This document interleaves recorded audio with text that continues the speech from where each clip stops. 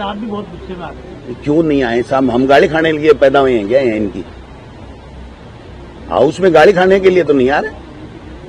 मैं जब स्पीकर को खुद को बता चुका 3 दिन पहले कि इस तरीके से अनर्गल टिप्पणी है, तो क्या उन्होंने उस पर व्यवस्था दी आज तक? आज अगर अधिकारियों की बात को, जो कॉमन बात है कि अधिकारियों ने फर्जी और झूठे आंकड़े दे दिए, कॉमन बात है, उसको तो एक्सपेंस, और इंदिरा हमारी दादी है, इसको एक्सपेंस नहीं, तो फिर सदन थोड़ी चलाना चाहते। वो तो खुद प्रवोक कर रहे हैं कि ये फैले रायता कि आपने हाउस डिस्टर्ब कैसे किया, वहां कैसे चढ़े। मैंने कहा 1000 वीडियो दिखा दूंगा आपको इस हाउस की प्रोसीडिंग में।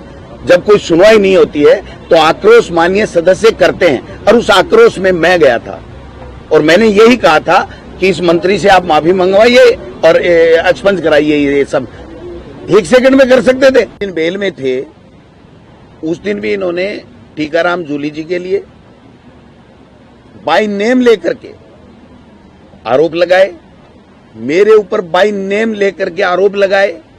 आज भी रिकॉर्ड में अंकित है। आज इंदिरा जी को हमारी दादी बता करके संबोधित करेंगे मंत्री, तो आप समझ सकते हैं कि मंत्री सदन चलाना चाहते हैं या प्रवोक करके विपक्ष को क्रैश करना चाहते हैं, उनको धमकाना चाहते हैं। जब अधिकारियों ने फर्जी आंकड़े दे दिए, ये शब्द 1 सेकंड में डिलीट हो सकता है माननीय अध्यक्ष के द्वारा, तो हमारी दादी इंदिरा गांधी बताना जो असंसदीय था, जो सदन की सदस्य नहीं, भारत रत्न। और मैं समझता हूं कि आज पूरा देश और दुनिया मानती है, उनके लिए हमारी दादी बता करके इंगित करके प्रवोक ही तो कर रहे हैं। सदन कैसे डिस्टर्ब हो, ये इनके मंत्रियों की प्रमुख जो है वो उनके एजेंडे में रहता है, क्योंकि इनसे अपने डिपार्टमेंट संभलते नहीं है, मुख्यमंत्री आते नहीं है। और जो हमने देखा है पिछले 5-4 रोज से, हमने देखा है कि माननीय स्पीकर साहब को भी सरकार ने पूरा दबाव में लेकर के और उनसे वो फैसले कराना चाहते हैं जिससे विपक्ष बोल नहीं सके। आप देखिए, एक बार माननीय अध्यक्ष जी ने व्यवस्था दे दी कि उत्तर पड़ा हुआ माना जाएगा, 3 बार चेंज करा दिया। ये सरकार का काम है क्या? यहाँ स्पीकर सर्वे सर्वा होता है, तो स्पीकर को जो व्यवस्था दे दी उसको बदलवा दो, विपक्ष के नेताओं को गाली दे दो, हमारे महान नेताओं को जो आज इस दुनिया में नहीं है उनको नाम लेकर के हमारे ऊपर ओछी टिप्पणियां करो। और ये सदन चलाना चाहते हैं क्या? इनकी मंशा ही नहीं है, इनके पास सामान ही नहीं है बोलने के लिए, इस बजट में कुछ है ही नहीं। इसलिए ये चाहते हैं कि जनता के मुद्दों की बात इस सदन में विपक्ष ना करे, केवल उनकी बकवास सुनता रहे। उसके लिए हम तैयार नहीं। क्या लगता है अब ये गतिरोध कैसे टूटेगा?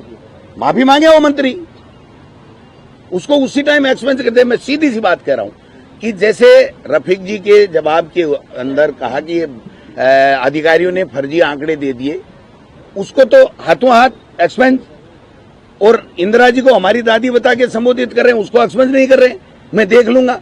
आप क्या देख लोगे? मैं अध्यक्ष जी के चेंबर में जाके व्यक्तिगत रूप से ये कह के आया था आज से 3 दिन पहले कि ये देखिए, जब हम बेल में थे तो मेरे खिलाफ भी अनर्गल व्यक्तिगत नाम लेकर के आरोप लगाए गए, टीकाराम जूली जी का नाम लेकर के व्यक्तिगत आरोप लगाए गए।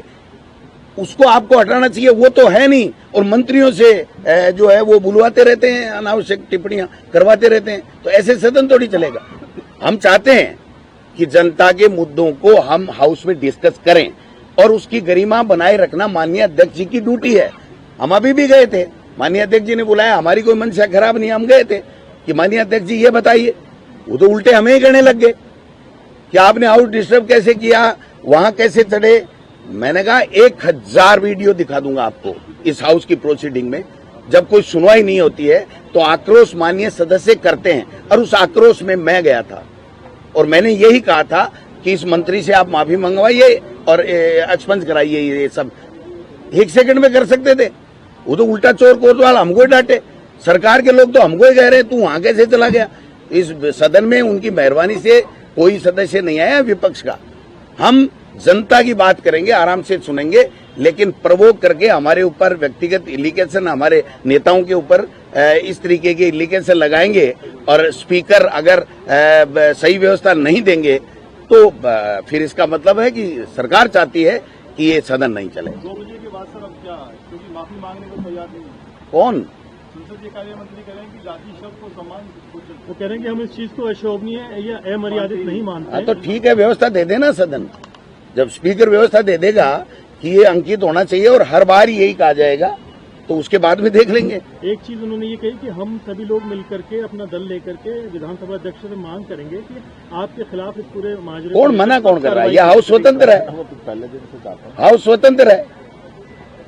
आप प्रोसीडिंग उठा के देखिए कि शिक्षा मंत्री दिलावर ने मेरे लिए किन शब्दों का प्रयोग किया था, आज भी रिकॉर्ड में। आप देखिए कि जसवंत यादव ने माननीय नेता महोदय के लिए किन शब्दों का प्रयोग किया था। क्या वो संसदीय हैं, क्या वो सही हैं? आप किसी के खिलाफ कुछ भी आरोप लगा रहे हो, और आज तो हद ही हो गई। अगर मोदी जी के लिए कोई कुछ कहेगा तो ये सुन लेंगे। ये ऐसे थोड़ी चलता है। सदन चलता है सौहार्दपूर्ण वातावरण में, वैधानिक तरीके से जनता के मुद्दों की बात करे, मंत्री प्रॉपर सवालों का जवाब दे। एक भी मंत्री सवालों का जवाब ढंग से नहीं दे पा रहा है। नहीं, कोई धक्का मुक्की नहीं हुई, हमारे खिलाफ कोई धक्का मुक्की नहीं हुई। जो प्रस्ताव लाएंगे देख लेंगे, कोई चिंता करने की जरूरत नहीं।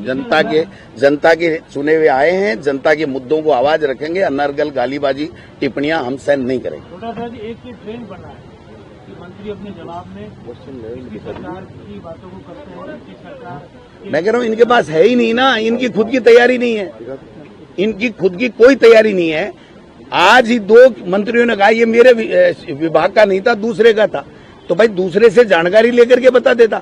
जब एक बार सदन में क्वेश्चन आ जाता है तो उसका प्रॉपर पूछने वाला माननीय सदस्य, चाहे वो सत्ता पक्ष का हो चाहे विपक्ष का हो, उसको पूरी तरीके से संतुष्ट किया जाता है। उठने से पहले तो बैठ जा, उठने से पहले बैठ जा। ये क्या यहाँ क्या क्लास लगा रखी है? हाउस में सब मेंबर बराबर हैं। वो सरकार में है तो मंत्री बन गए, हम नहीं बने। पहले हम भी मंत्री थे, लेकिन ऐसा नहीं होता था। माननीय सीपी जोशी का उदाहरण देखिए आप, सबसे ज्यादा सत्ता पक्ष को कोसते थे। वो कहते थे कि मैं ये बर्दाश्त नहीं करूंगा कि कोई भी किसी के खिलाफ अनर्गल टिप्पणी करे। तो व्यवस्थाएं स्पीकर को देनी है, व्यवस्थाएं देंगे, उसके बाद में देखते हैं क्या व्यवस्था आती है। जो रफी खान का सवाल था उस पर जवाब नजर नहीं आया मंत्री की। मैं कह रहा हूं दूसरे मंत्री जवाब देने लगे। भाई आपका उच्च शिक्षा मंत्री, 3 मंत्री खड़े हो गए। तो ये फिर सोची समझी साजिश है ना। पिछले कुछ दिनों से देख रहे हैं कि माननीय स्पीकर साहब ठीक चलाना चाहते हैं, लेकिन उनको अनावश्यक दबाव में लिया जा रहा है। ये कौन सी तरीका हुआ भाई? लेकिन आज आप भी बहुत गुस्से में आ गए। क्यों नहीं आए साहब? हम गाली खाने के लिए पैदा हुए हैं क्या? इनकी हाउस में गाली खाने के लिए तो नहीं आ रहे। मैं जब स्पीकर को खुद को बता चुका 3 दिन पहले कि इस तरीके से अनर्गल टिप्पणी है, तो क्या उन्होंने उस पर व्यवस्था दी आज तक? आज अगर अधिकारियों की बात को, जो कॉमन बात है कि अधिकारियों ने फर्जी और झूठे आंकड़े दे दिए, कॉमन बात है, उसको तो एक्सपेंस, और इंदिरा हमारी दादी है, इसको एक्सपेंस नहीं, तो फिर सदन थोड़ी चलाना चाहते। वो तो खुद प्रवोक कर रहे हैं कि ये फैले रायता। अब आपके शहर गंगापुर सिटी में चिकित्सा के क्षेत्र में नए आयाम, नए भव्य स्वरूप में आया है वर्धमान मल्टी स्पेशलिटी हॉस्पिटल, जिसमें सभी प्रकार की बीमारियों का एक ही छत के नीचे अत्याधुनिक तकनीक से चिकित्सा सुविधा उपलब्ध, जिनमें जनरल मेडिसिन, सर्जरी, गायनिक, शिशु रोग, हड्डी रोग, यूरोलॉजी, दंत रोग चिकित्सा सुविधा उपलब्ध, विशेषज्ञ डॉक्टर्स की टीम, अत्याधुनिक लैब व सभी प्रकार की जांच सुविधा उपलब्ध, सभी प्रकार की योजनाएं जैसे मुख्यमंत्री चिरंजीवी RGHS की सुविधा उपलब्ध। वर्धमान हॉस्पिटल का वादा हर व्यक्ति को निरोगी बनाना। आज ही संपर्क करें Vardhman multi speciality hospital, Jaipur road, Gangapur city. Contact number 8302906531 और 7463294752।